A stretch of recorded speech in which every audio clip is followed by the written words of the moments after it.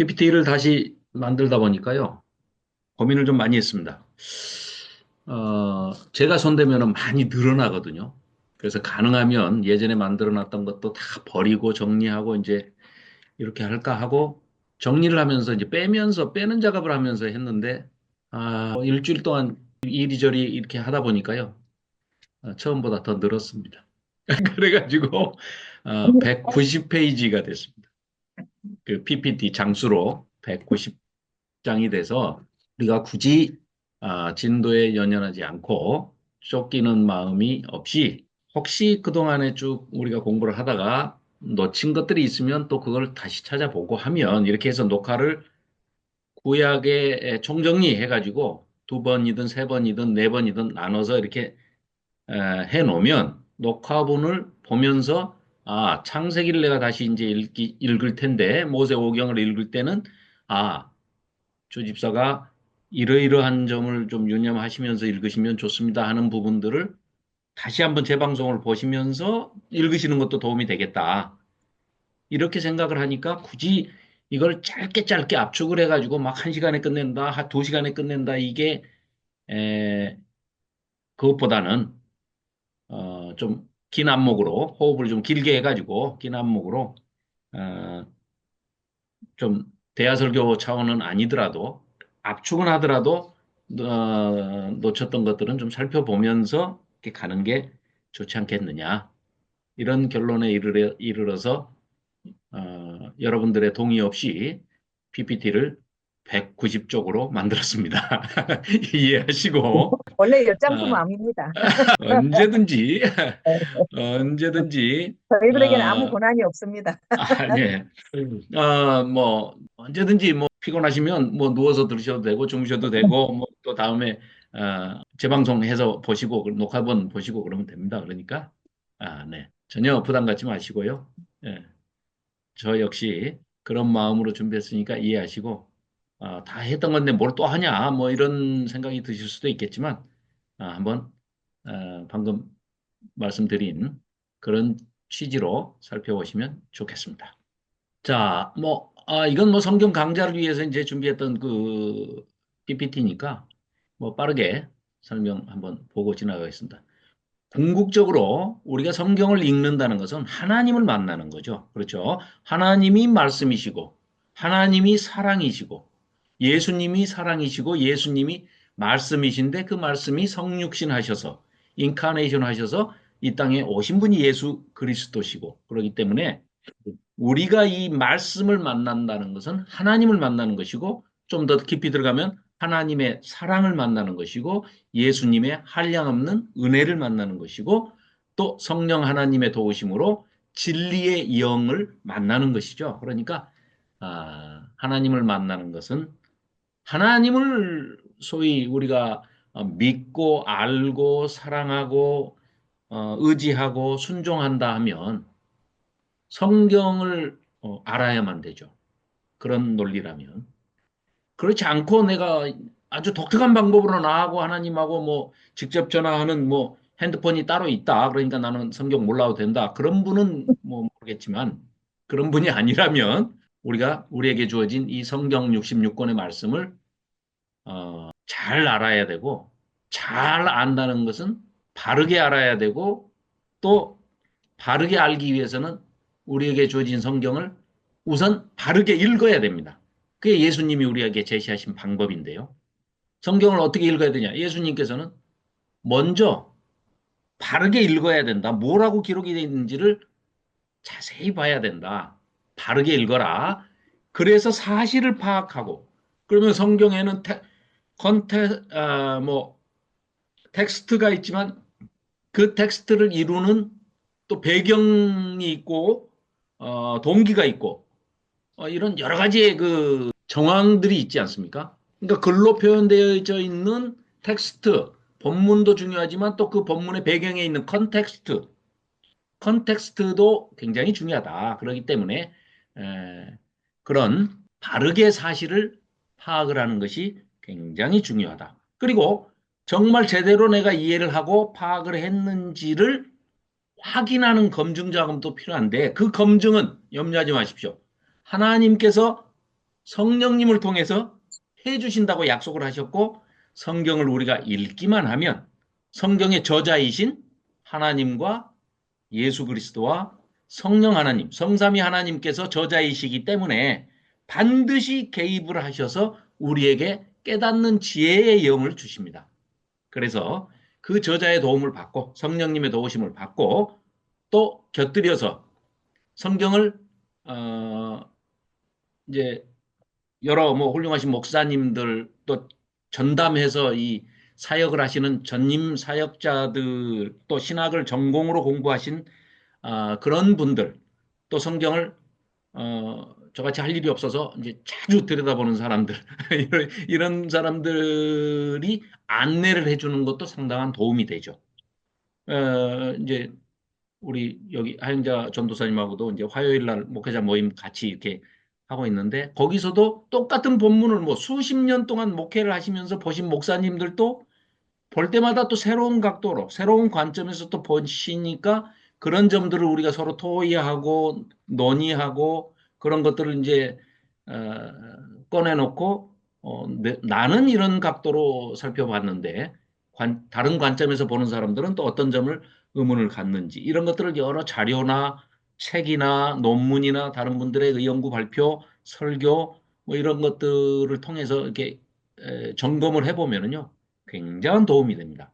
자, 그리고 세 번째로는 성경을 알면 어디까지 알게 되는 것이 바르게 읽고 바르게 사실 파악을 하고 바르게 이해를 한 것이냐 하면 더 말할 것도 없이 우리가 지난번에 12소 선지서 또 그 이전에는 어, 뭐 이사야 또 에스겔, 예레미야, 다니엘 뭐 이런 책들을 통해서 대선지서 5권과 소선지서 12권, 17권의 선지서들을 통해서 알았듯이 하나님의 우리를 향하신 심정이 어떠하신지, 또 우리를 향해서 어떤 감정을 가지고 계시는지, 어떤 의도를 가지고 계시는지, 어떤 계획을 세우고 계시는지, 이런 것들까지를 우리가 이해해야 성경을 제대로 읽었다, 바르게 읽었다 할 수 있겠습니다. 그래서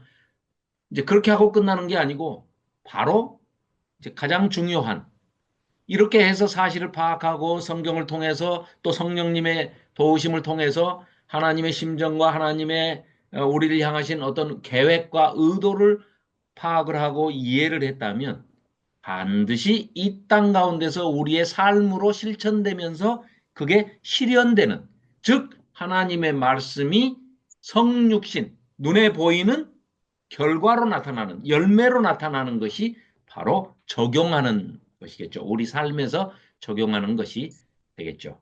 자, 그래서 이런 네 가지의 과정을 거쳐서 성경을 우리가 대한다는 것은 결국은 성경을 우리가 공부하는 것은 늘 이렇게 꾸준하게 공부를 하는 이유는 이민구 목사님, 예, 반갑습니다. 조호연 집사님, 안녕하십니까?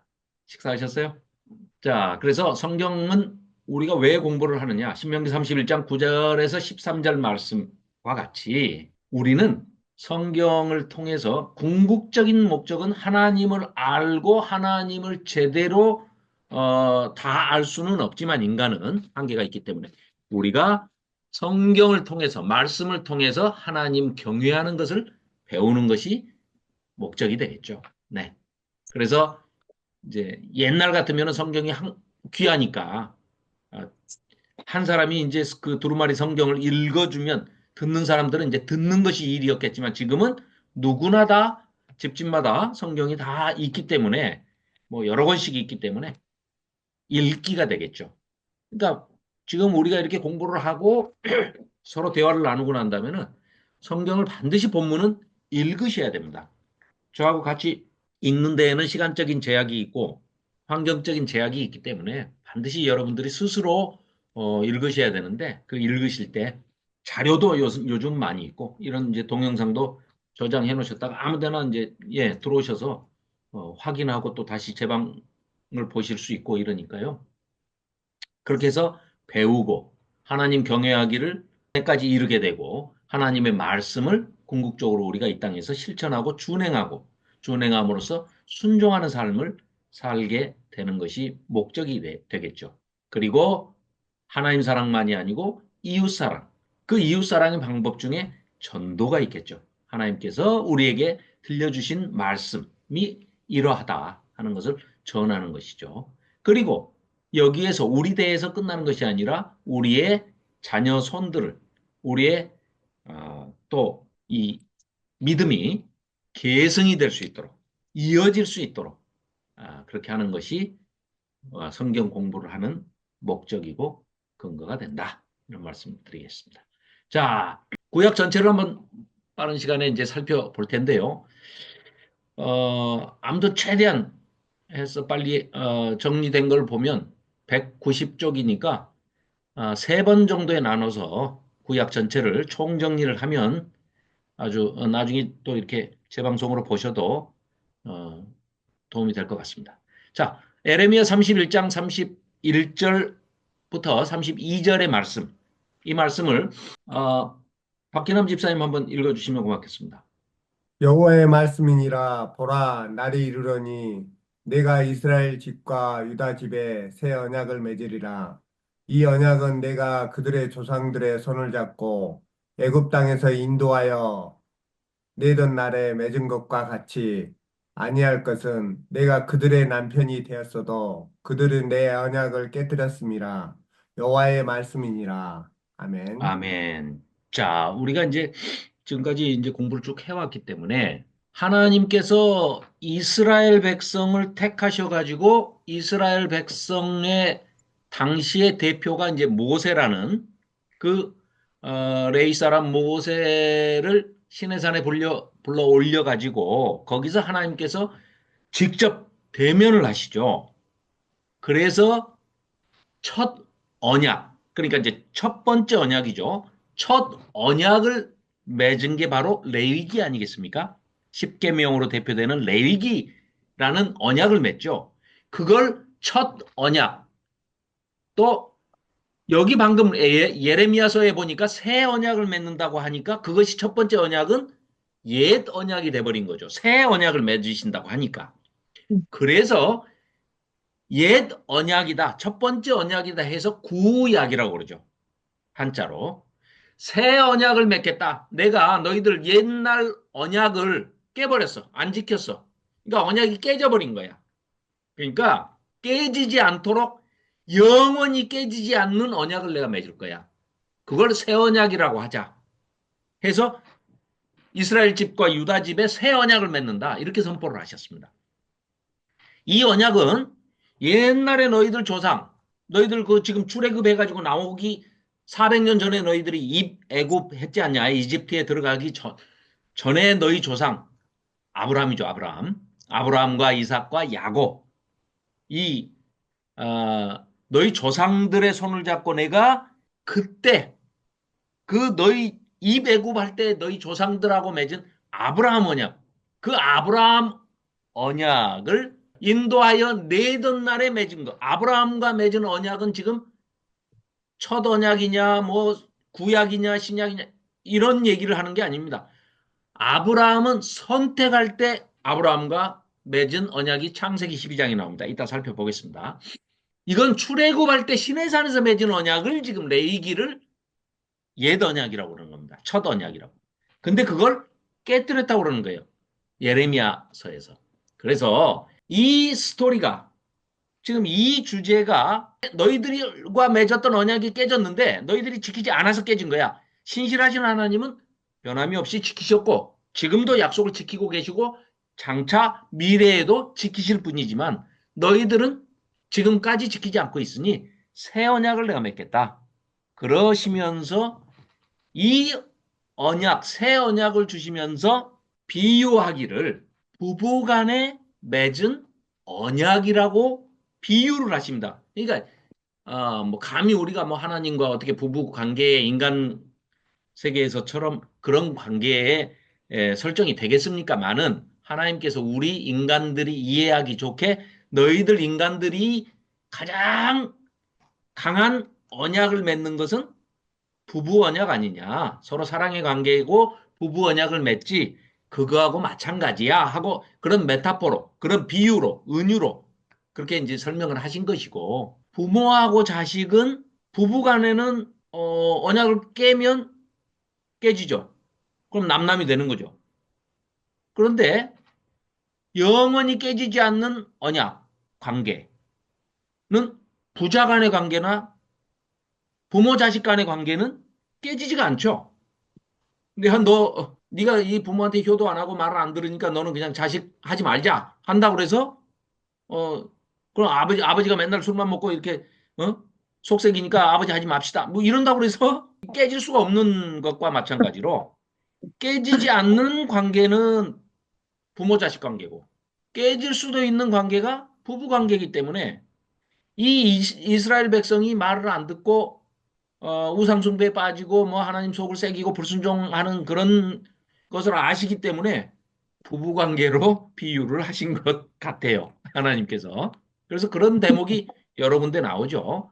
자, 그래서 이 스토리 전체가 이 관계, 부부관계라고 비유하시는 이 관계가 구약을 통과해서 신약 전체 또 완전히 우리를 구원해 내시는 구속사의 종점, 새하늘과 새 땅, 영생복락하도록 하나님과 함께 하는 그 새하늘과 새 땅에 들어갈 때까지 이 스토리로 이어집니다.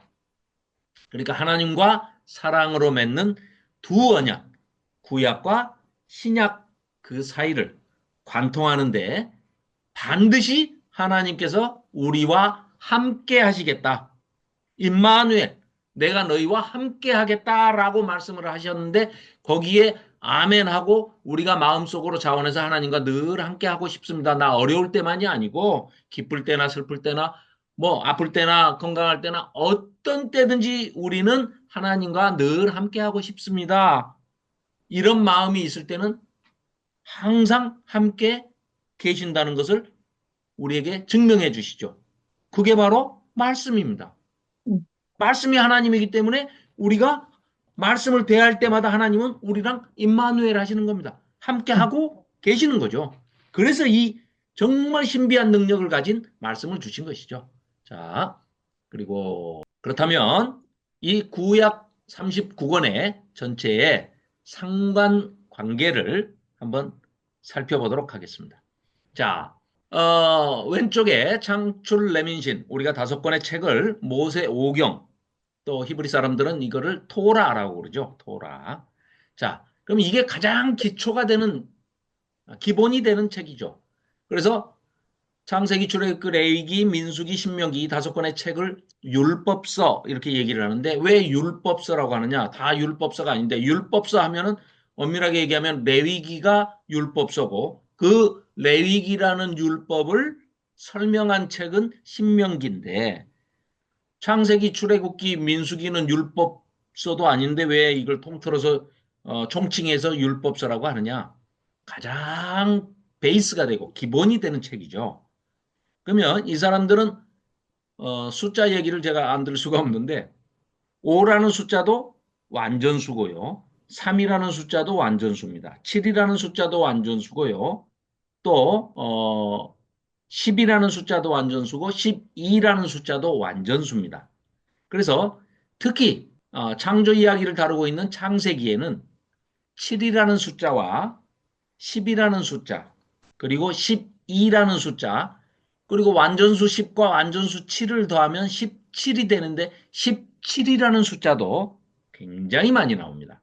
그래서 이런 것들은 이제 뭐 나중에 설명을 드리겠습니다만은 정중앙에 있는 것이 히브리인들의 이게 저작 습관이나 언어 습관 보면 우리 한국은 주로 이제 머리에다가 아예 그냥 가장 중요한 걸 먼저 두 가지식으로 먼저 선포하고 얘기하고 난 다음에 쭉 설명을 부연 설명을 해나가는 이런 방식을 이제 취하기도 하고 정반대로 앞에서부터 쭉 낮은 것, 가벼운 것, 짧은 것부터 설명을 쭉 해가지고 빌드업을 해가지고 이론을 쭉 만들어 가다가 끌고 가서 결론에 가서 결론적으로 마지막에 미괄식으로 결론을 얘기하는 이런 그 방식도 있죠. 그러니까 뭐 두갈식이냐 미갈식이냐 아니면 뭐 귀납법이냐 연역법이냐 뭐 또 아니면 앞에다도 두고 맨 마지막에도 둬가지고 수미상관법으로 머리에도 꼬리에도 두 번 강조를 하느냐 서론과 결론에서 또 강조를 하느냐 뭐 여러 가지가 있겠지만 히브리인들은 주로 가장 중요하고 강조하고 싶은 얘기는 가운데 두는 습관들이 있습니다. 특히 성경 저작에는 그런 기법이 많이 쓰이고 있습니다.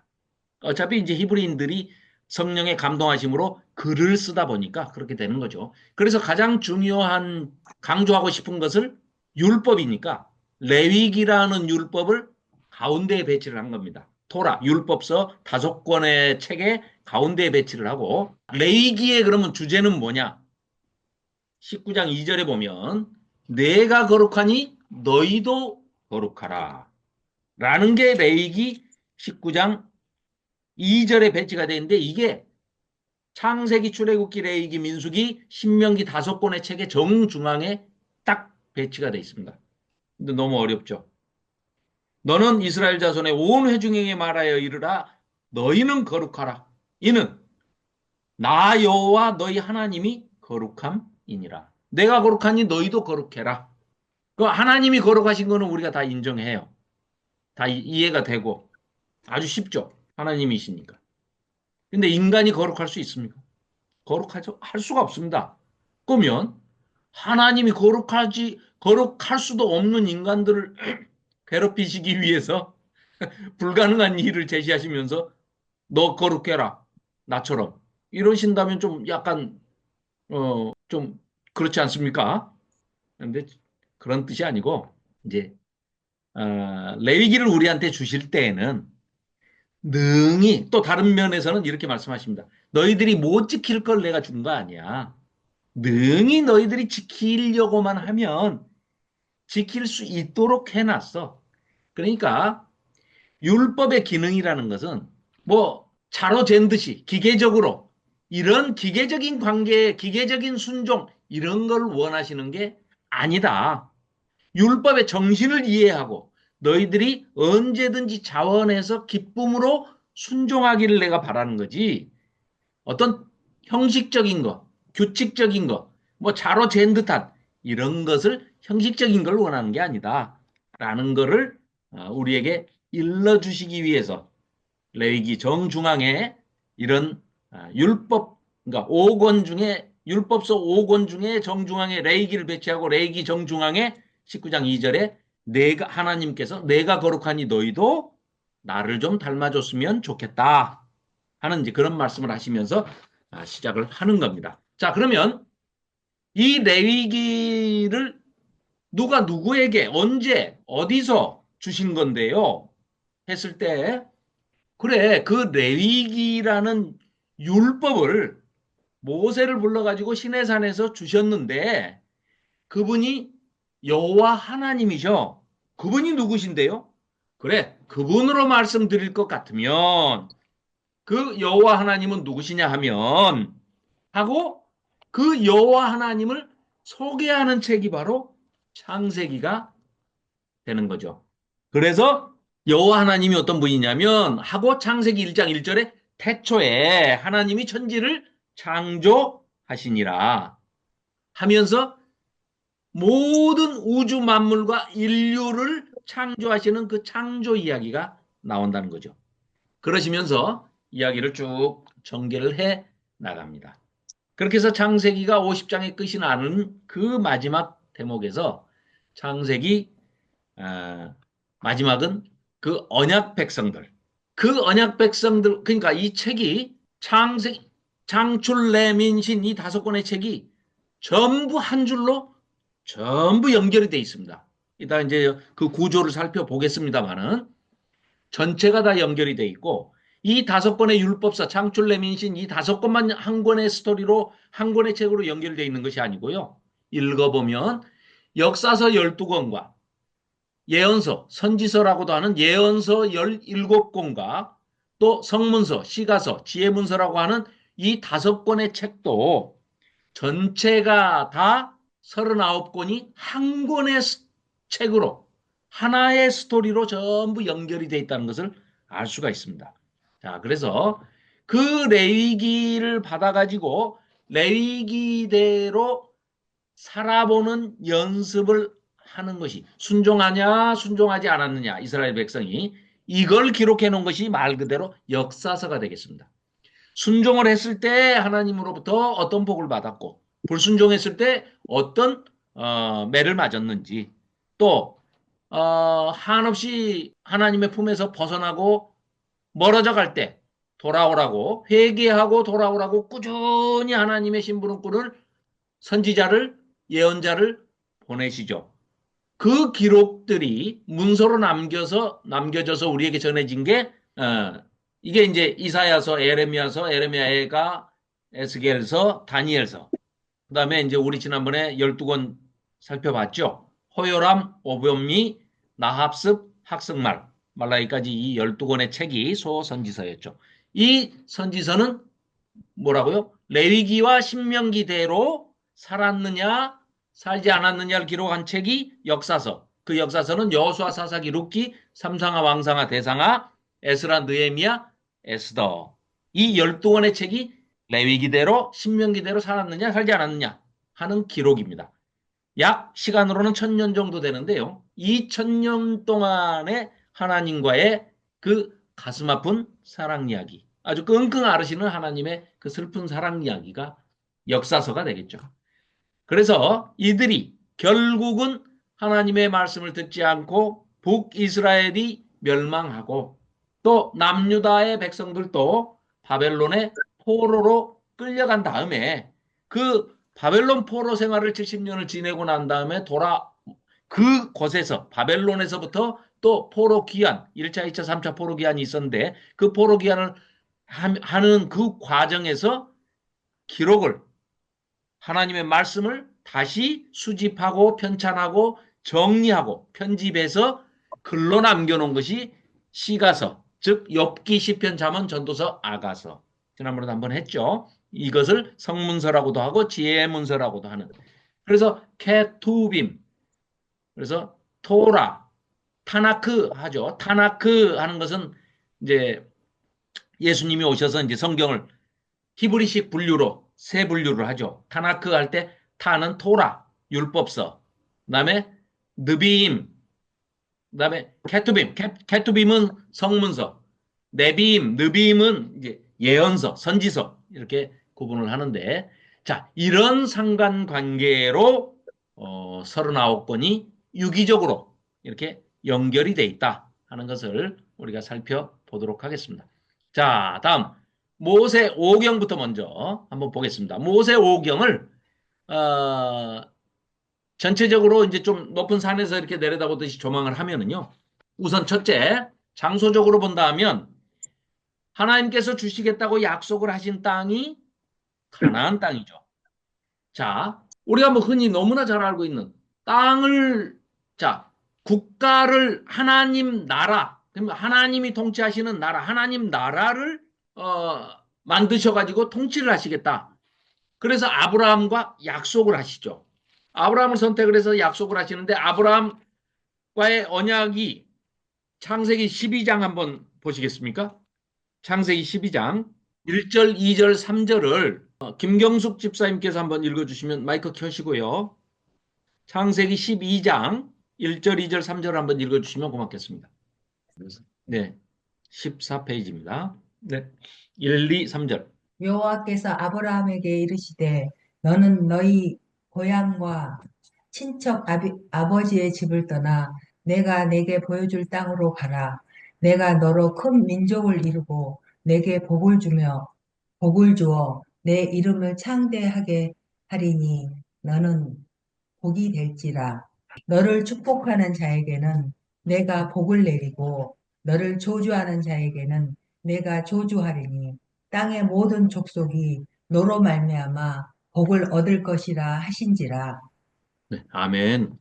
자, 이 아브라함을 그러니까 창세기가 전반부, 후반부 이렇게 딱 두 덩어리로 나누는 게 가능한데요.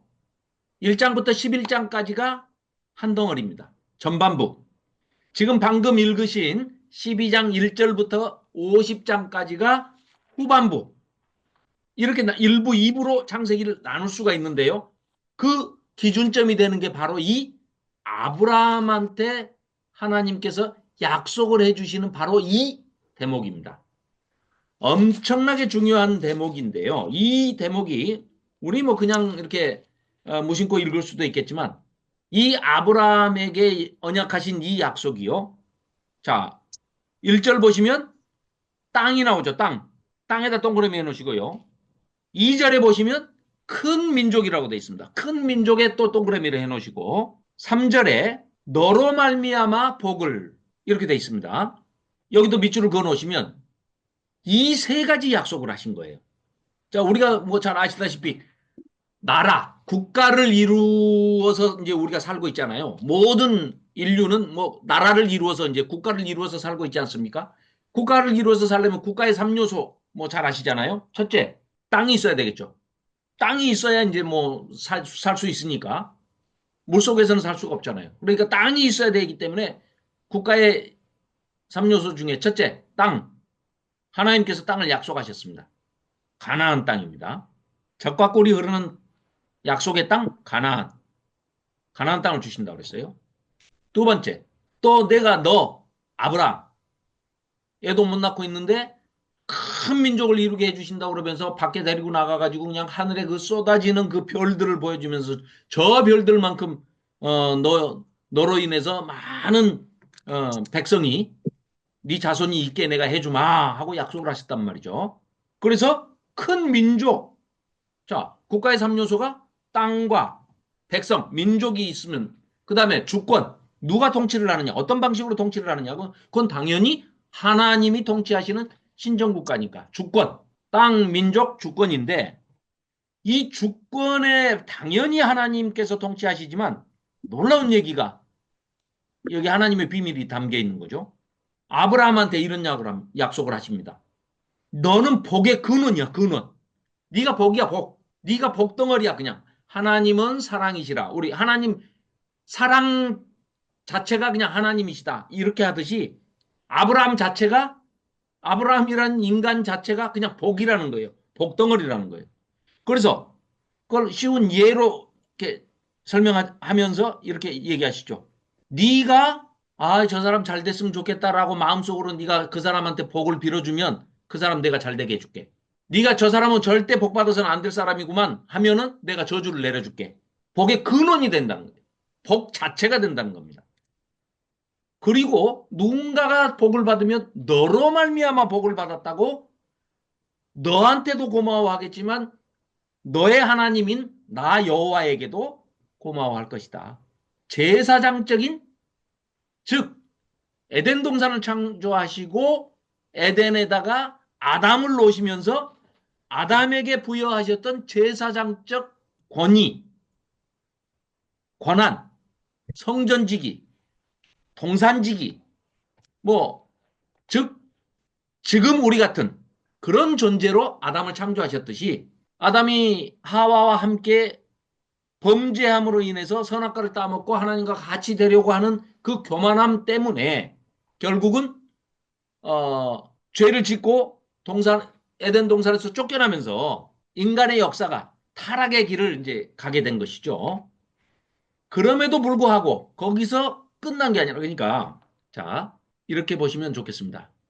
자 1부는 1장부터 11장까지를 우리가 흔히 창세기 하면 원역사, 태고사 뭐 이렇게 얘기를 하는데 인류 일반 역사 한마디로 얘기하면 우리 그 학교 다닐 때 그 역사를 배우는데 두 파트로 나눠서 배우죠. 대한민국에서 일어난 일들은 국사 그래가지고 한국사 배우죠. 국사. 그 다음에 대한민국을 제외한 나머지 나라들이 얽히고 설켜서 일어났던 일들을 세계사 그래가지고 한국사, 세계사 이렇게 공부한 것처럼 똑같이 창세기도 그렇게 나눕니다. 이스라엘의 국사, 하나님께서 택한 선민, 아브라함으로 대표되는 아브라함, 이삭, 야곱의 후손들, 그 이스라엘들의 역사가 12장부터 50장, 26절까지 후반부가 전부 이스라엘 국사입니다. 국사. 그리고 원역사, 태고사, 태초사, 창조사, 세계사. 이것이 1장부터 11장까지인데요. 아주 기억하기 좋게 돼 있죠. 제1부 1장부터 11장까지가 원역사라고 하는 세계사인데 이 세계사는 네 가지 사건만 기억하시면 됩니다. 첫째, 하나님의 창조 사건. 창조를 했는데 바로 이들에게 무제한의 자유를 주고 금하신 것은 딱 한 가지 금하셨어요.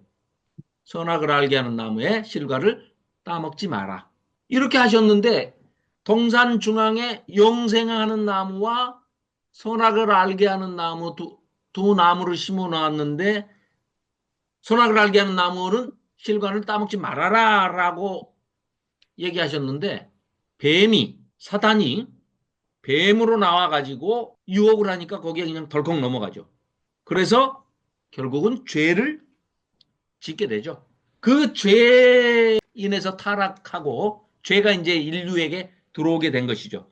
그래서 사실은 어떻게 보면 길은 두 가지였는데 실패의 길을 가게 된 거죠. 하나님 입장에서는 굉장히 안타까운 일이지만 이 실패한 세계사가 결국은 이스라엘의 국사, 역사로 이동하는 구조로 틀이 짜져 있다는 거죠. 그래서 이 선악을 알게 하는 나무의 실과를 따먹고 타락을 한 아담과 하와가 에덴 동산에서 쫓겨나지만 왜? 타락한 채로 영생하는 나무의 실과를 따먹어 버리면 어떻게 됩니까? 구원받을 길이 영원히 없어져 버리는 것이죠. 그러니까 하나님께서 에덴 동산에서 쫓아내신 것도 결국은 우리를 향하신 구원의 계획과 사랑의 계획 때문에 아담과 하와를 에덴 동산에서 쫓아내신 것이죠.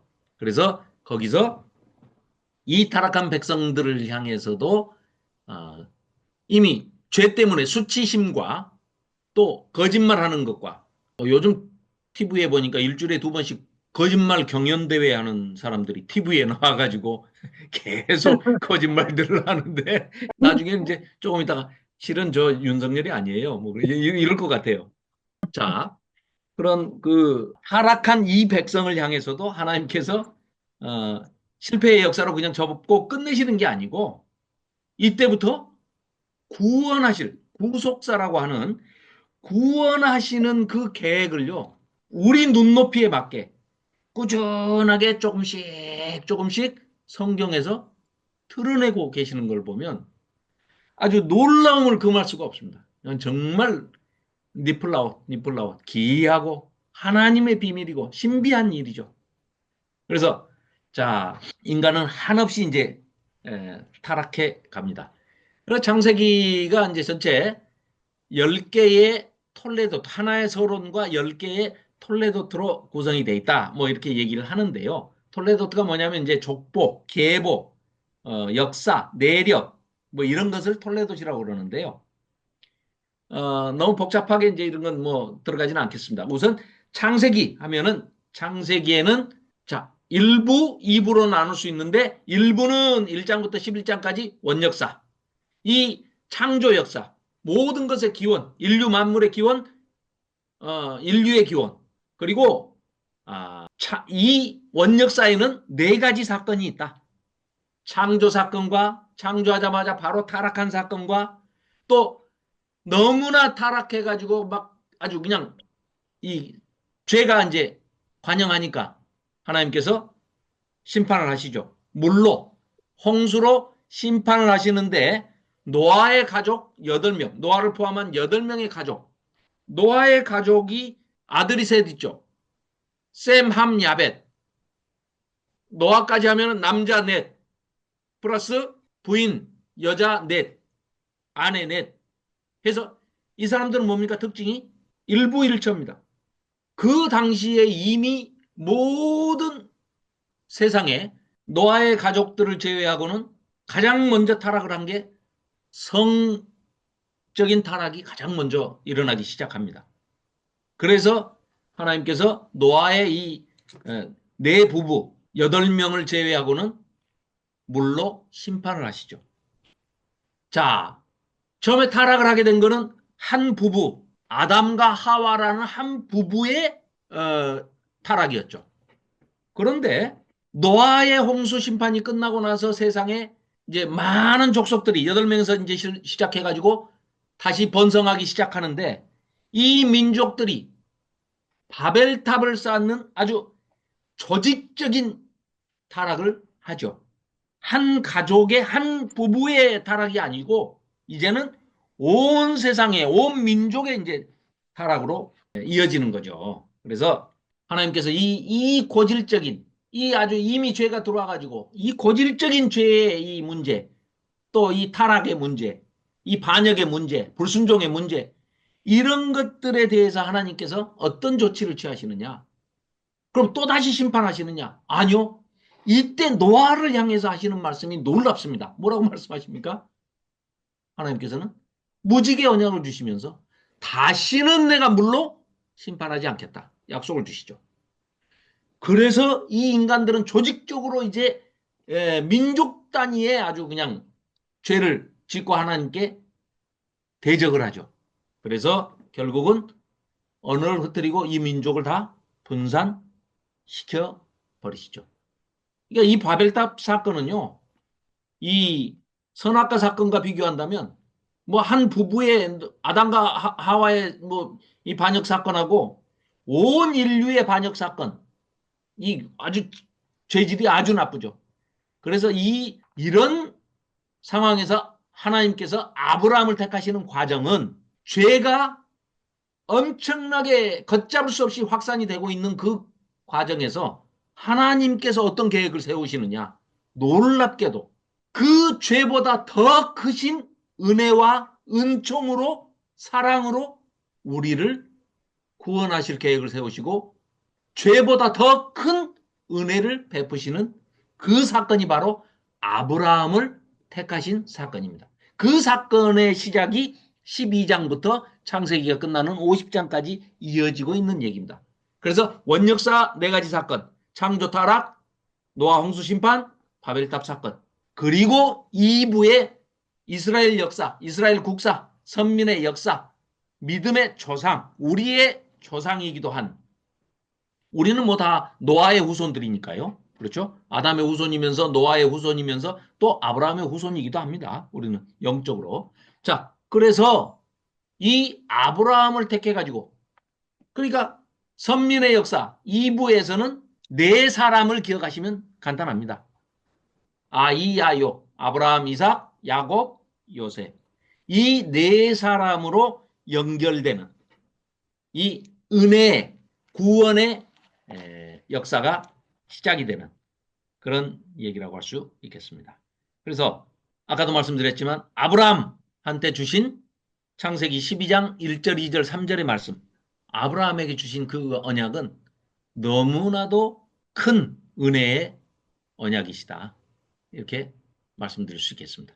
자, 그렇게 하고 이 모든 인류를 구원하시기 위해서 이제 구원의 구속의 길을 가시는 하나님의 이야기가 이제 시작이 되는 겁니다. 자, 그래서 우리가 이제 뭐 여러 가지 이제 물론 아브라함과 이삭과 야곱의 그 계보를 쭉 이어가는데 이 야곱의 사실은 이 후손들 12지파를 이루고 이 12지파를 이룰 때 요셉이 이제 애굽의 총리로 지금 노예로 형들이 팔아가지고 팔려가지만 거기서 하나님이 먼저 보내셔서 준비하셨다라는 것을 깨닫게 되고 그 애굽에서 총리의 가족으로 대접받고 들어가지만 또 들어갈 때 어떻게 합니까? 바로 왕의 허락을 받아가지고 바로 왕이 직접 버금 수레를 보내죠. 왕 다음 2번째 제2인자 천하 2인자가 탈 수 있는 버금 수레를 보내가지고 야곱과 야곱의 70명의 가족들을 데리고 가나안 땅에서 내려오게 하지 않습니까? 애굽으로. 그랬기 때문에 출애굽할 때도 왕의 허락을 받고 더더군다나 금부치, 귀금속까지 그냥 온갖 금은보와 폐물까지 다 받아가지고 사실은 나오게 하나님께서 조치를 하시는 거죠.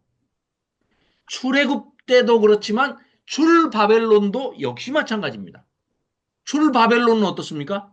아예 그냥 그 바벨론을 멸망시킨 페르시아의 황제인 고레스가 조서를 내려가지고 아주 그냥 고레스 칙령을 내려서 온 나라에 반포를 하죠.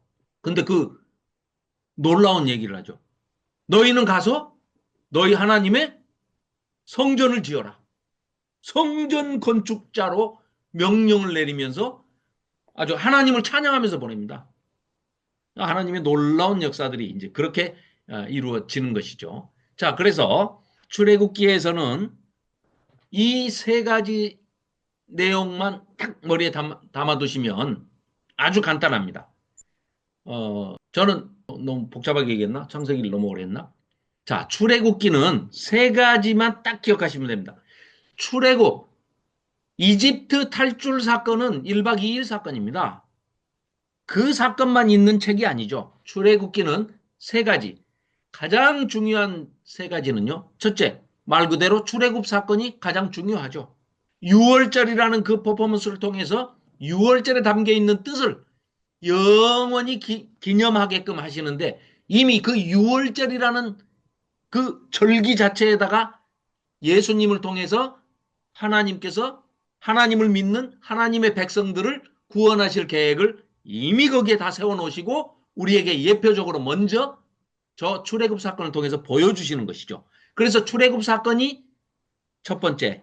두 번째는 그에 못지않게 중요한 것이 시내산에서 율법을 받은 사건입니다.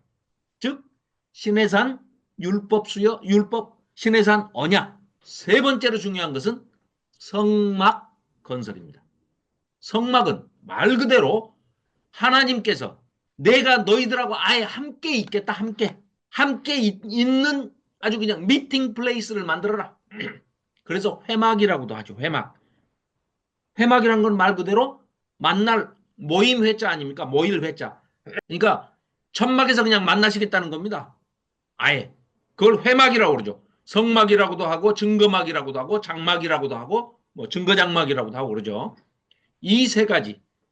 출애굽기는 애굽에서 총리의 가족으로 들어가 가지고 대접받고 들어갔다가 그 왕족을 모르는 자들에 의해서 430년이 지난 다음에 노예로 전락을 해가지고 그것도 이 노동력만 착취하려고 애굽 이집트 사람들이 왕족들이 이 아들이 나오면 큰아들만 살려두고 둘째 이하로는 태어나면 다 나일강에 버려가지고 죽여버리는 이런 유아학살 사건을 일으키죠. 그런 과정에서 자 하나님의 계획에 정면으로 지금 위배되는 사건이 막 일어나고 있는 거 아닙니까? 그래서 이들이 울부짖는 것이 하늘에 상달돼서 하나님께 들렸다는 얘기입니다. 그렇기 때문에 하나님께서 비이상의 조치를 취하시는 게 바로 6월절 출애굽 사건입니다. 그리고 그 6월절 출애굽 사건을 이끌어내시기 위해서 하나님께서 애굽의 10가지 재앙으로 애굽의 신들을 치시는 이 사건이 있는데 그러면 하나님께서 괜히 힘을 과시하시기 위해서 그게 하신 일이냐? 아니요. 하나님께서는 하나님이 어떤 분인 줄을 너희들에게 알게 해주겠다 하시는 하나님의 자기 계시, 하나님의 자기 소개의 방법이 바로 10가지 재앙이었다. 이런 얘기입니다.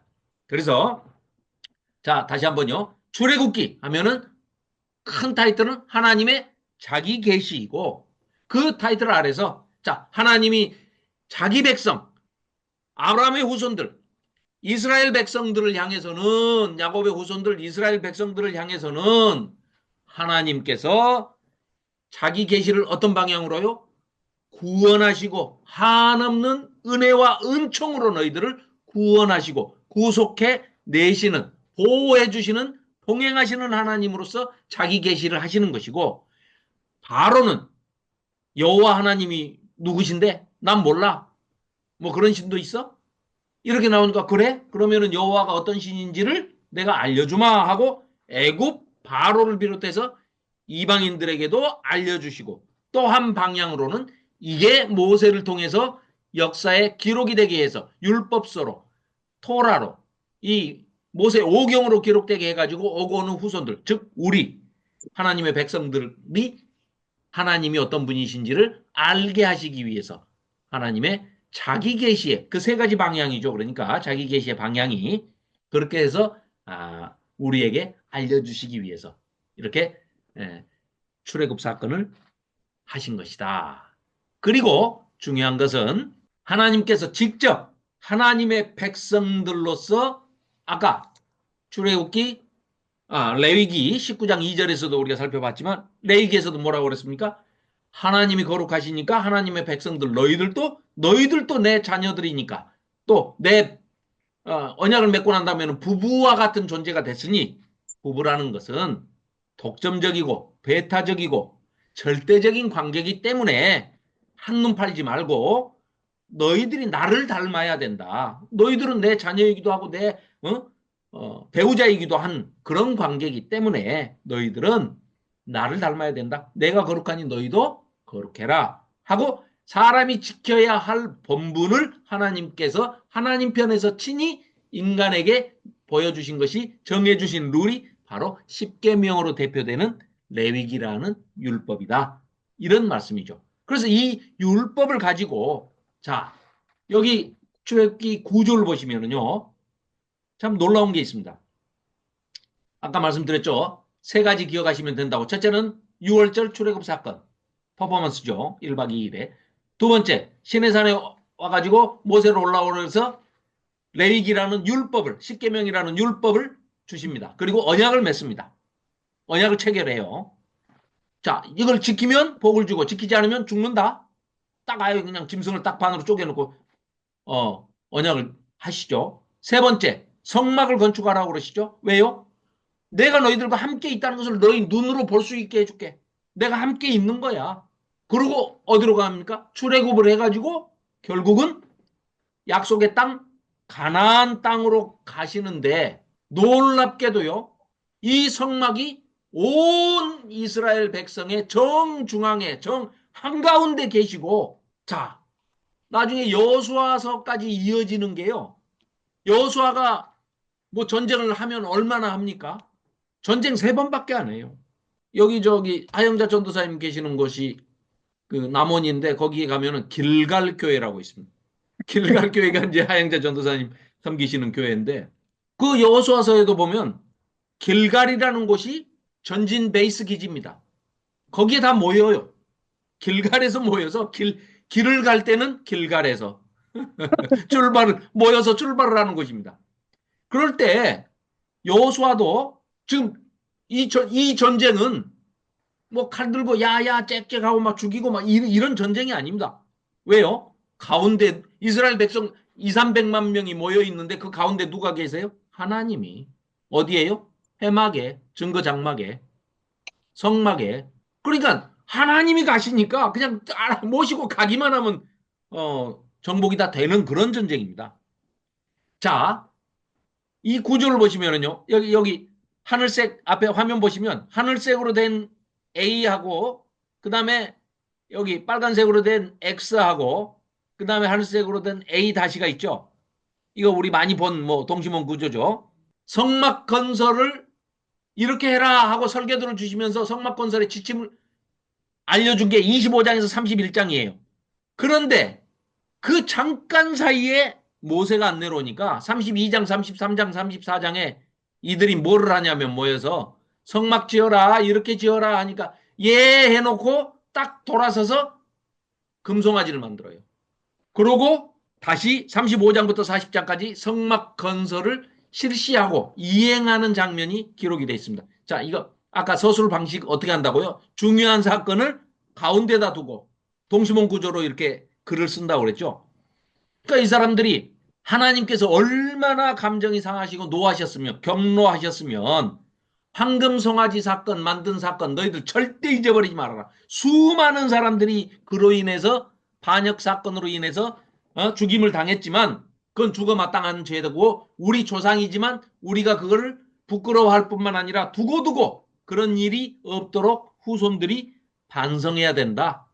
회개해야 된다 하는 의미에서 아주 철저하게 이거를 기록을 합니다. 그래서 정중앙에 황금 송아지 사건을 배치하고 있습니다. 자, 이해가 되시죠? 여기 보십시오. 이 송아지 우상을 만들어서 이 섬기는 데가요. 전 세계적으로 여기가 어디인지 아십니까? 월스트리트에 있는, 예, 이 소우상입니다.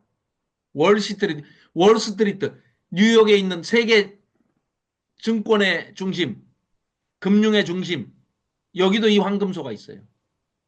전 세계 어디를 가나 이 소를 이렇게 금으로 만들어가지고 우상 숭배하는 이런 게 지금까지도. 그러니까 3,500년이 지났어도 황금송아지 섬기는 거는 없어지지 않고 있습니다. 자, 이것도 이제 아주 유명한 명화죠. 황금소 만들어 놓고, 이 황금송아지를 만들어 놓고 뭐라고 불렀냐면 여호와라고 불렀습니다.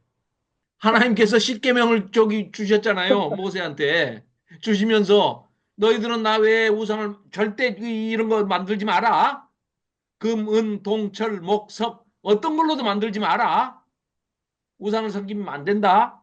대신에 내가 너희들이 여호와 하나님이 너희들과 함께 있다는 것을 믿게 해줄게. 뭘로? 밤에는 불기둥으로, 낮에는 구름기둥으로.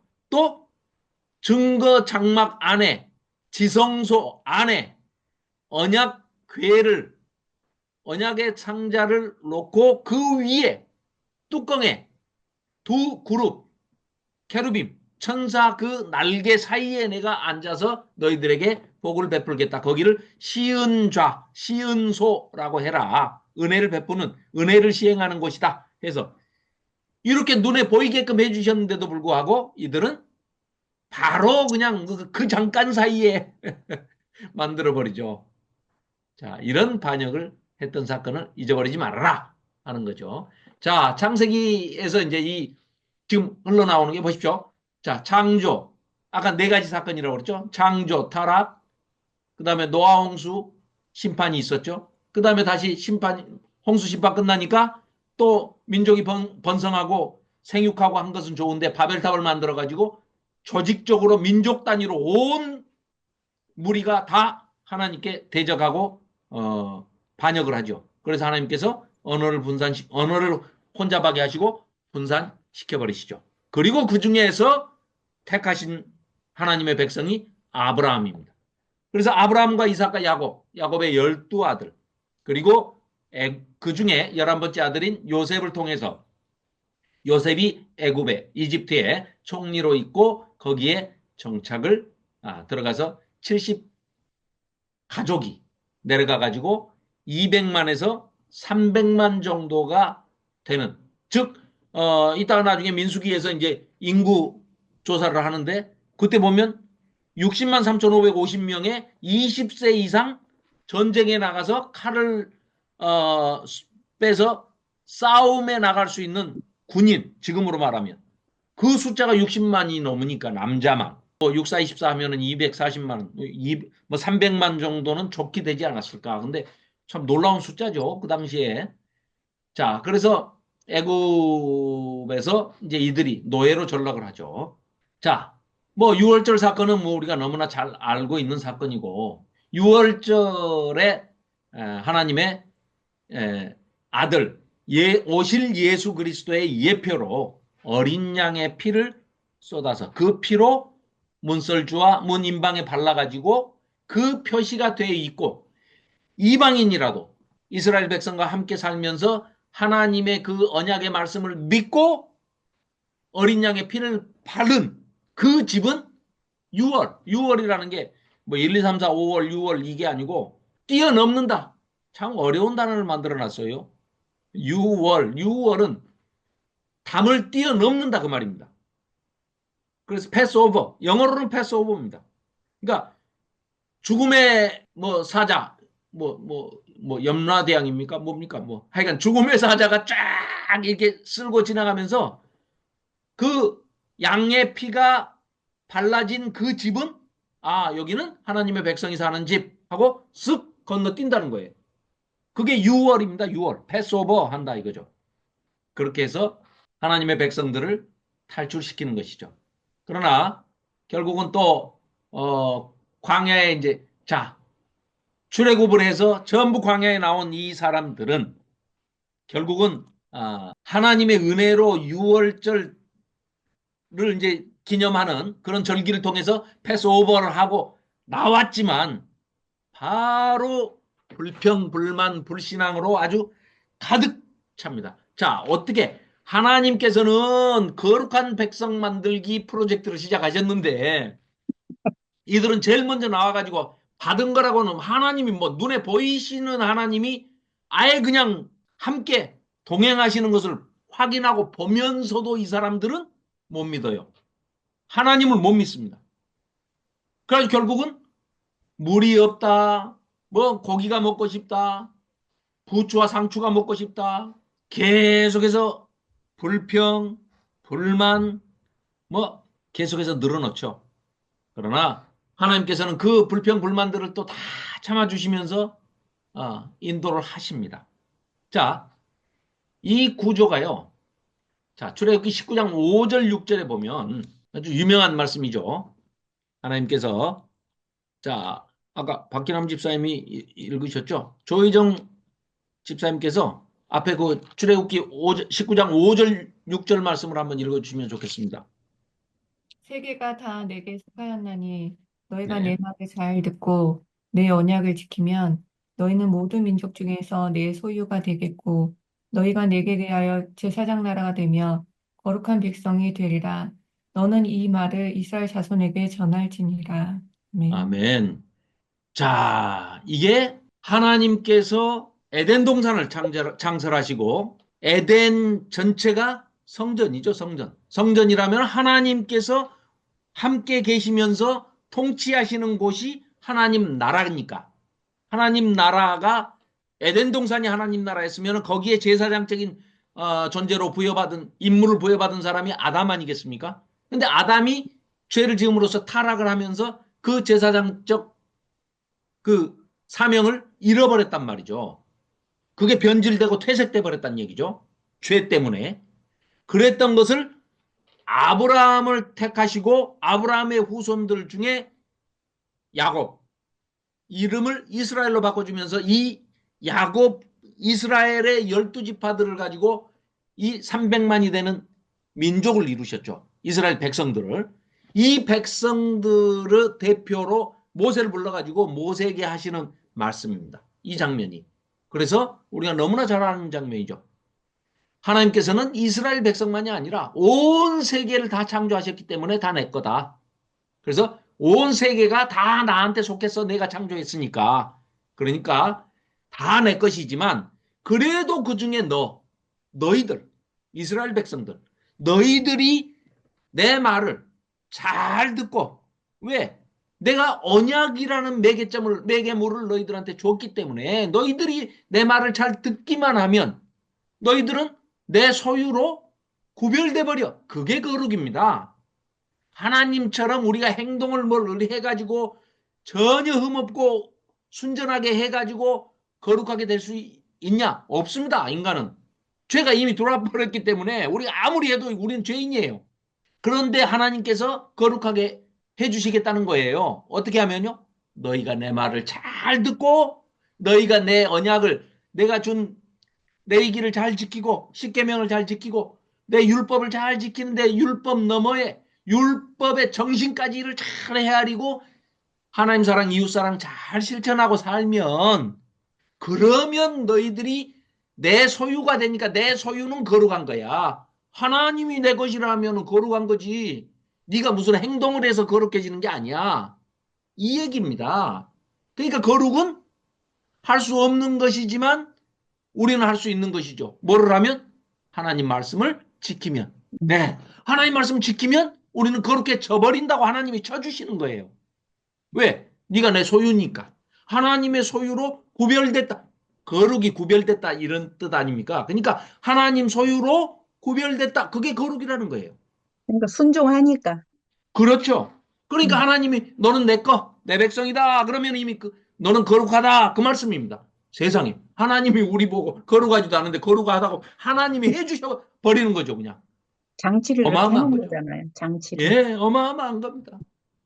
우리 거룩하지 않아요. 거룩할 수가 없어요. 이미 죄가 들어와 버려서. 그런데도 그래 네가 내 말을 잘 듣고 애를 쓰고 열심히 하면 너는 내 백성이야, 내 새끼야. 넌 교회는 내 것이야. 왜? 예수님이 교회의 머리니까. 우리는 예수님한테 붙어있는 지체니까. 하나님 백성이고 하나님 소유. 하나님께서 구별된 내 소유다. 내 세굴라다. 그러면은 나는 이미 거룩해 진 거다 이겁니다. 그래서 우리가 구원받을 수 있는 것이죠. 이 루틴이나 이 시스템이 아니면 우리는 그렇게 영원히 거룩해질 수 없으니까 우리는 구원받을 수가 없어요. 사실은 원칙적으로는. 그런데 모든 원칙을 룰을 다 무시하고 왜? 그 룰을 정하신 분이 하나님이시니까. 하나님 정하신 거예요. 너는 내 거야. 그러니까 넌 거룩해. 끝. 그겁니다. 그래서 너희가 제사 자체가 장치예요, 하나님께서. 예, 맞습니다. 응. 그래서 너희가 나를 다른 나라에다가 이방 민족들한테 소개하는 제사장 나라, 제사장 역할을 하는 나라가 되라. 그리고 거룩한 백성이 될 것이야, 될 것이야. 되어야만 한다 이게 아니고요. 된다고 지금 선포가 돼 있는 겁니다. 이거는 예언이에요, 예언. 거룩한 백성이 될 거야 그 말입니다. 될 거야. 선포. 이스라엘 백성이 못 알아들은 것 같아요. 예, 못 알아들으니까 지금도 저러고 있는 거죠. 그러니까 이제 우리가 지켜봐야 할 그 대목은 나머지는 다 이루어진 사실이고요. 이미와 아직 사이에서 우리가 관전 포인트는 이겁니다. 아, 아직도 무지몽매한 저 이스라엘 백성들을 어떻게 구원해 내시는지. 물론 계시록에 여러 가지 힌트도 주어져 있고 계시가 돼 있고 예언이 돼 있지만 결국은 저 말 안 듣는 이스라엘 백성들이 맨 마지막에 구원받으면서 아주 그들이 앞장서서 하나님께 돌아오게 되는 그런 놀라운 구원의 역사의 마지막 종지부를 이스라엘 백성이 찍게 된 겁니다. 시작은 누가 했다고요? 아브라함이. 아브라함이 시작했으니까 그 아브라함의 후손이 끝을 내는 겁니다. 그러니까 자, 잘 네. 들어야 되는데 잘 안 들어서 그런 건데. 듣다가 말아서 그래요.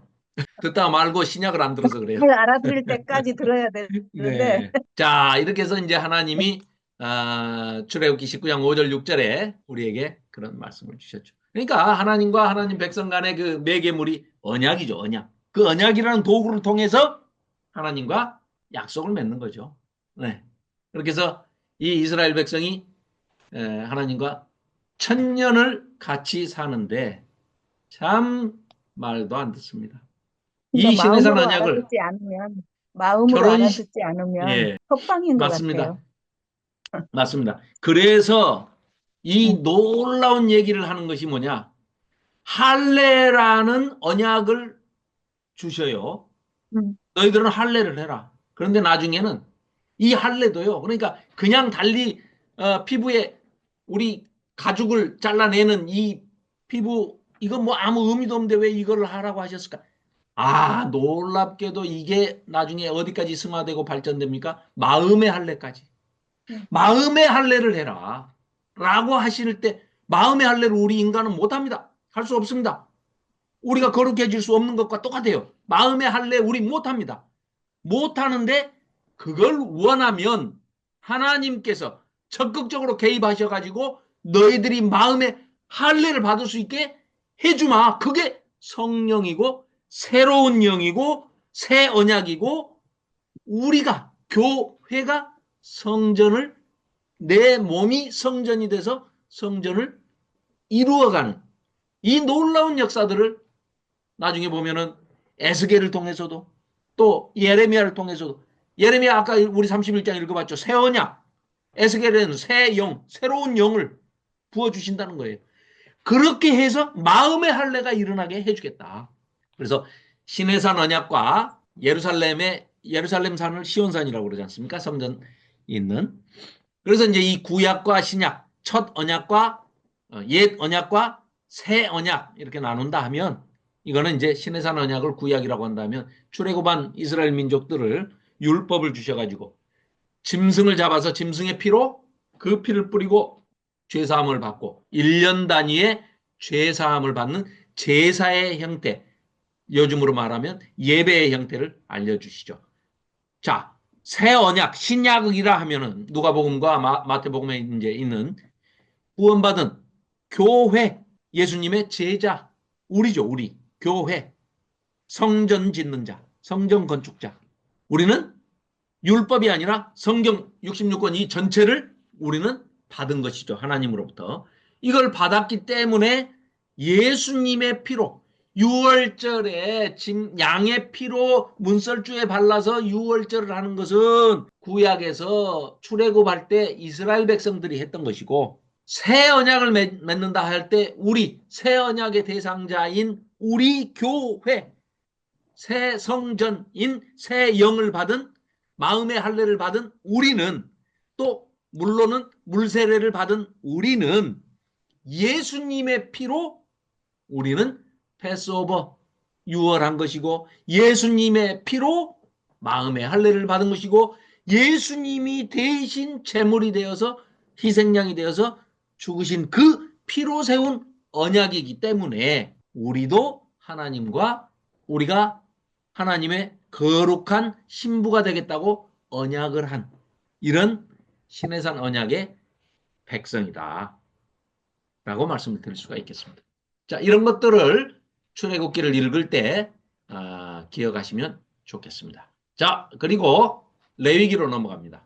자, 이 레위기가 단지 율법만 기록이 되어 있는 책이 아닙니다. 여기에도 크게, 자, 아까 창세기는 4가지 사건과 4사람, 4족장 이렇게 이제 얘기했었지 않습니까?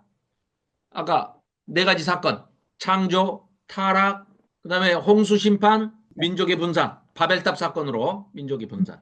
거기서 이제 2부로 넘어가면 12장부터는 이제 이스라엘 족장사, 이스라엘 국사인데 4사람. 제일 먼저 아브라함, 이삭, 야곱, 요셉. 요 4사람의 스토리. 그리고 그 순종이 깨어지니까 네, 이게 순종이 깨어지면서 죄가 들어왔잖아요. 그렇죠. 네, 아브라함 때부터 저기 그 아담과 하와 아담 때부터. 때부터. 네네, 네. 네, 그러니까 아브라함이 순종함으로 이제 시작이 또 되는 거잖아요. 그렇죠, 그렇죠. 근데 그 출애굽 때에도 그 문설주에 그 피를 바르면은 넘어가겠다 했잖아요. 그렇죠. 그 그러니까 순종으로 네, 인해서 시작이 된 거죠.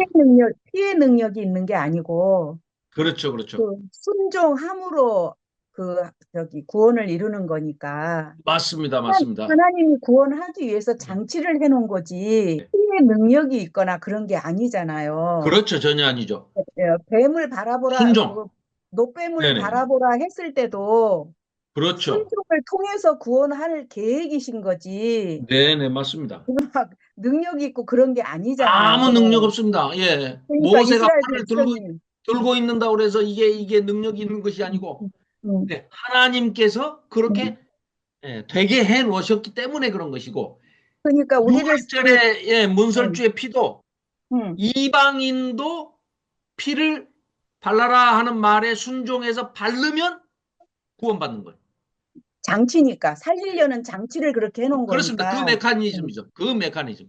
레위기도 역시 마찬가지입니다. 레위기도. 네네. 자, 그래서 출애굽기는 3가지만 기억하시면 된다고 그랬죠. 첫째, 6월절 탈출 사건, 출애굽 사건. 2번째, 시내산에서 율법을 받아가지고 시내산 언약을 맺은 사건, 하나님과 이 혼인서약을 했어요. 3번째, 성막 짓는 사건. 그런데 성막 짓는 도중에 어떻게 한다고요? 잠깐 사이에 한눈 파니까 금송아지 만들었다니까요. 이게 두고두고 너희들 발목을 잡을 것이다 했는데, 아까 우리 동상들 그 금으로 만든 송아지들 봤죠? 3,500년이 지난 지금도 뉴욕 세계 금융의 허브라고 하는 월스트리트에 그 황금소 있는 거 보십시오. 마찬가지. 우리 마음속에 다 만몬이라 하는 황금 우상이, 이름은 여호와라고 그래요. 그래놓고 만들기는 금송아지 만들어가지고 가지고 있는 겁니다. 만몬신이 있는 거예요. 자, 이 3가지. 그리고 내용으로는, 사건은 그렇게 3가지 사건이고, 내용으로는 최초의 하나님의 구원 사역을, 구속 사건을 우리에게 예표적으로 보여주고 계신다. 6월절 사건. 2번째는 하나님의 자기 계시. 하나님께서 하나님이 어떤 분이시라는 것을 하나님 편에서 알려주시지 않으면 우리 인간은 우매해서 도저히 우리가 하나님이 어떤 분이시다 알 수가 없습니다. 그런데 하나님께서 친절하게 하나님 편에서 알려주시죠. 그래서 하나님의 이름도 알려주시죠. 우리는 그냥 스스로 있는 자다 이렇게 하지만 예흐예, 에쉐르, 에흐예 이 말이 나는 뭐가 되고자 하면 그렇게 되는 그런 존재다. 전능하신 분이다. 그런 말씀이시죠. 스스로 하나님 편에서 하나님이 어떤 분이시라는 뭐 단지 네임, 이름이 아니라 네임을 얘기하시는 게 아니고 정체성, 아이덴티티, 하나님은 어떤 분이신가 이거를 예흐예 아쉐르 예흐예라고 하는 후라고 하는 하나님의 스스로의 정체성을 계시해 주고 이름을 알려주시고 그 다음에 제사장 나라의 거룩한 백성으로 너희들을 만들겠다 하는 프로젝트를 이제 시작하신 겁니다. 자, 그 과정에서 너희들은 그러면 이렇게 살아라 하고 성화되는 과정을 가르쳐 주는 것이 바로 이 레위기라는 책입니다. 잠이 안 올 때 읽으면 잠이 잘 오는 수면제 같은 책이다 이렇게 생각하시면 안 됩니다. 이 레위기는 아니, 살기를 알려주는데 얼마나 고마워요. 예. 자, 레위기는 율법이고 율법은 복음입니다. 자, 이것도 놀라운 구조로 이렇게 구성이 돼 있어요. 보십시오. 아까도 말씀드렸죠. 가장 중요한 것은 정중앙에 배치하는 그런 그 언어 습관이 있고 기록 습관이 있다고 유대인들은. 그러니까 지금 여기 정 가운데 뭐가 있습니까? 대속죄일. 1장부터 27장까지 있는 이 레위기 정중앙이에요. 자, 16장 딱 기점으로 해가지고 대속죄일을 배치해 놓고 그 전에는 성소 안에서의 거룩, 17장 이후로는 27장까지는 성소 밖에서 우리가 사는 이 삶에서의 거룩, 어떻게 하면 거룩해지는가? 이거를 신약에 대비하면 1장부터 16장까지 성소 안에서의 거룩, 거룩한 예배는 어떻게 드리고 하나님과의 관계는 어떻게 하느냐? 우리가 어떻게 하면 하나님께 거룩하게 나아가겠느냐? 즉 하나님 사랑은 어떻게 하느냐? 이게 일부입니다. 일부. 1장에서 16장까지. 외우기도 아주 쉽죠. 그러니까 머릿속에 다 들어갈 수 있습니다. 39권이. 이 구조를 제대로 알면은요. 자, 16장, 17장에 그래서 대속죄일을 딱 가운데 놔두고 17장부터 27장까지는 하나님과 함께 삶으로 우리 인생을 이 땅에서 살아가는데 성결하게 되고 건강하고 또 심지어는 우리가 뭐 성생활이라든가 모든 것들에 있어서 하나님과 함께 더불어 살아가는 성화의 길을 가는 우리는 어떻게 해야 거룩한 백성이 될 수 있는가? 그 법을 배우게 하는 책이 레위기다. 이렇게 생각하시면 됩니다. 그럼 뭐 이건 어려울 게 전혀 없는 책입니다. 아주 단순합니다. 그래서 정중앙에 대속죄일을 이제 배치해 놓고 두 가지 사건이 굉장히 중요시되고 있는데 하나는 대속죄일이고요. 전체가 죄를 용서받는 온 백성이 1년에 한 번 욤키푸르라고 그래가지고 7월 10일 날 대속죄일에 죄를 다 사함 받습니다. 그러고 25장에 가면 희년제도의 굉장한 중요점을 강조하고 있습니다. 희년, 주빌리. 즉 예수님도 오셔가지고 제일 먼저 선포하신 게 희년을 선포하시지 않습니까? 매인자가 노임을 받고 억압받는 자가 자유하게 되고 죄에 짓눌려 있는 자가 죄로부터 자유하게 되고 원래 희년 제도가 뭡니까? 똑같이 땅을 분배받았는데 어떤 좋지 않은 일들이 원치 않는 일들이 발생을 해가지고 뭐 몸이 아프거나 아니면은 뭐 전쟁이 나가지고 죽거나 아니면은 뭔가 사건 사고로 인해서 일찍 죽거나 막 이래가지고 여러 가지 살다 보면 불평등이 생길 수밖에 없죠. 살다 보면. 그래서 그 땅을 뭐 잡히고 뭐 그다음에 또 땅을 뺏기고 노예로 뭐 이제 뭐 팔 게 없어가지고 자기 몸뚱아리를 노예로 팔고 뭐 이래가지고 이런 과정에서 불평등이 생겼을 때 그 땅을 원래 주인이었던 사람에게 7년이 7번, 77은 49, 49년이 지나고 50년째가 되는 해에는 다 머슴도 노예도 자유자로 해방시켜주고 원래의 자리 자유민으로 돌아가게 하고 원래 자기가 가지고 있던 땅도 다른 사람 손에 넘어갔으면 다시 되돌려 줘라 하는 게 희년 아닙니다. 이 희년 제도가 19장에 나와 있는데, 즉 16장, 17장에 나와 있는 이 대속죄일 절기와 그 다음에 25장에 나와 있는 희년, 안식년과 희년제도, 이 안식년과 희년제도에 대해서 하나님께서 공평과 정의, 결국은 이제 앞으로 살아가면서 타락의 길을 점점 더 가다 보니까 우리 예언서의 중심 키워드가 뭐였습니까? 미시파트, 체다카, 헤세드, 인애, 공평, 정의, 인애, 하나님 사랑, 이웃 사랑 실천하는 것. 이것들을 결국은 하나님의 선지자들을 통해서 선포되는 모든 것들이 마찬가지죠. 그래서 이 레위기에서 얘기하고 있는 율법의 정신, 율법을 지키면서 너희들이 살아라 하는 것에 그 정신이 그대로 배어져 있다. 이렇게 볼 수가 있겠습니다. 자, 그래서 레위기도 이렇게 수빈상관 구조로 되어 있는데 동시몬 구조로 이렇게 되어 있습니다. 그러니까 1장부터 7장까지는 제사 규정, 그 다음에는 제사장의 그 제사를 집전하는 제사장은 또 어떻게 해야 되냐. 그 다음에 일상에서 백성들은 어떻게 해야 거룩하게 되고 정결하게 되느냐 하는 과정. 그 다음에 정중앙에 대속죄일 과정이 되어 있고, 그 다음에 일상에서의 거룩함, 그리고 다시 제사장의 직무, 그 다음에 절기와 축제 규정, 이렇게 배치가 되어 있습니다. 그러니까 이런 동시몬 구조로 되어 있기 때문에 뭐 잊어버리기가 어렵죠. 잊어버릴 수가 없습니다. 자, 율법을 주신 목적. 율법도 복음입니다. 그래서 이런 율법을 주신 목적이 바로 뭐 여러 가지로 뭐 우리에게 율법을 주신 목적이 나와 있죠. 첫째, 거룩하게 하시려고, 보배되게 하시려고, 율법을 지킴으로써 너희의 삶과 복을 얻도록, 또 너희에게 생명과 평강을 주도록, 너희가 그 누리고 있는 복을 남들에게도 아브라함에게 주셨던 그 약속처럼, 아브라함 언약처럼 네가 복의 근원이 돼서 네가 믿는 하나님을 남들도 믿게 해서 그들도 너로 인해서 복을 받을 수 있도록, 그리고 정직하고 선하게 착하게 하나님 앞에 하나님 사랑, 이웃 사랑 실천하면서 잘 살아갈 수 있도록, 이렇게 우리에게 생명의 법을 주신 것이죠. 평강의 법을 주신 것이죠. 복의 소식, 복된 소식, 복음을 우리에게 주신 것이 율법도 복음이다 하는 것입니다. 자, 민수기는 민수기까지만 하고